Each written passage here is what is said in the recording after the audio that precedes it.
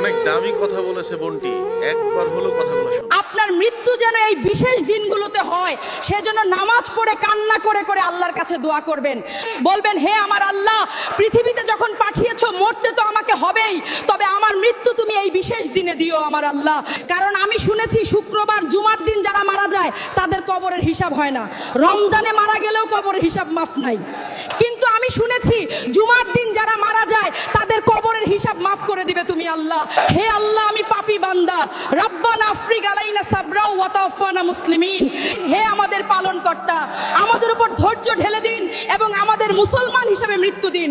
কেউ যদি রোজার মধ্যে পানি খায় অথবা কিছু খায়, আপনি দেখেন সে খাচ্ছে, আপনি তাকে বাধা দিয়েন না। যদি সে ক্ষুধার্ত হয় তাকে খেতে দেন। খাওয়া শেষ হয়ে গেলে মোটামুটি পেট ভরে গেছে, এরপর বলবেন, ভাই এবার থামো, তুমি তো রোজা আছো। কারণ কি জানেন? কারণ রোজা রেখে ভুলে কিছু খাইলে সেটার কোনো হিসাব আমার দয়াল আল্লাহ নেবেন না।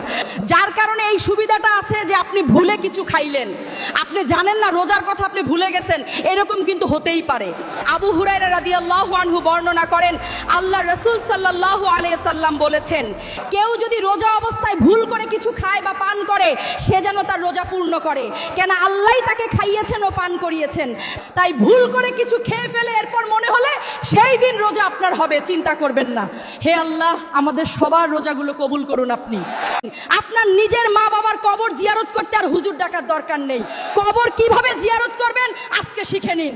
মা বাবার কবর জিয়ারত করতে প্রথমে আস্তাগফিরুল্লাহ 11 বার পাঠ করবেন, এরপর 3 বার দরুদ পাঠ করবেন, তারপর আউযু বিল্লাহ ও বিসমিল্লাহ সহ সূরা ফাতিহা 1 বার এবং সূরা ইখলাস 3 বার পাঠ করবেন।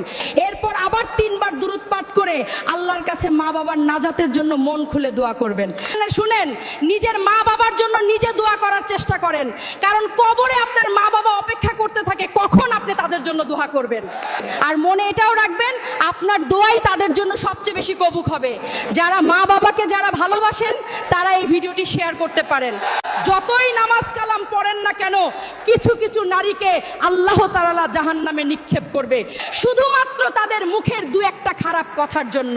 যে মেয়ে মজা করে হলেও একবার তার স্বামীকে বলে ফেলেছে, আমি তোমার সংসারে কোনোদিন সুখ পাইনি, আমি তোমার সংসারে কোনোদিন শান্তি পাইনি, নবীজি সাল্লাল্লাহু আলাইহি সাল্লাম বলেছে তার আমলগুলো একদম বরবাদ হয়ে যায় এবং আল্লাহ তাআলা তার ঠিকানা জাহান্নাম করে দেয়। তাই আমার বিবাহিত বোনেরা, জাহান্নামে যেতে না চাইলে আপনার মুখটা কন্ট্রোল করুন।